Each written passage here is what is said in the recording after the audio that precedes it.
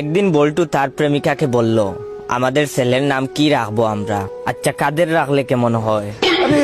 তার প্রেমিকা বলল, বড্ড সেকেলে নাম, আমি তো অন্য কিছু ভেবে রেখেছি। তখন বল্টু বলল, কি ভেবে রেখছো? তখন তার প্রেমিকা বলল, আমাদের ছেলে হলে নাম রাখবো রকি। তখন বল্টু বলল, ছেলেকে গুন্ডা বানানোর প্ল্যান করতেছো নাকি? রকি এমন নাম কোনো ভালো বাবা মা রাখে?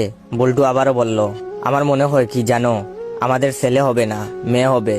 তার প্রেমিকা বলল, ও মা, তাই নাকি? কিন্তু আমার যে ছেলে চাই। বল্টু বলল, না, আমার মেয়ে চাই। না ছেলে হবে না মেয়ে হবে, এটা নিয়ে দুইজনের তর্ক শুরু করলো। তখন বল্টু বলল, তোমাকে নিয়ে আর পারা যায় না, বাদ দাও এসব কথা।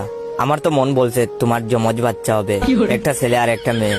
তখন তার প্রেমিকা বলল, ও এম জি, দেখো আমি এক হাতে কিন্তু দুটো সামলাতে পারবো না, একটা কাজের বুয়া রেখে দিতে হবে। বল্টু বলল, আচ্ছা দেবো, তবে আজকাল কাজের বুয়াদের কোনো বিশ্বাস নেই, যদি বাচ্চা নিয়ে পালিয়ে যায়। তখন তার প্রেমিকা বলল, সিহ, এত বড় একটা কথা বলতে বুক কাঁপলো না তোমার? একজন মায়ের সামনে তার বাচ্চা হারানোর কথা বলছো, কোন সাহসে? বল্টু বলল, ঠিক আছে বাদ দাও, চলো দুজনেই পড়তে বসি, সামনের মাসেই জিএসসি পরীক্ষা, প্রচুর পড়তে হবে।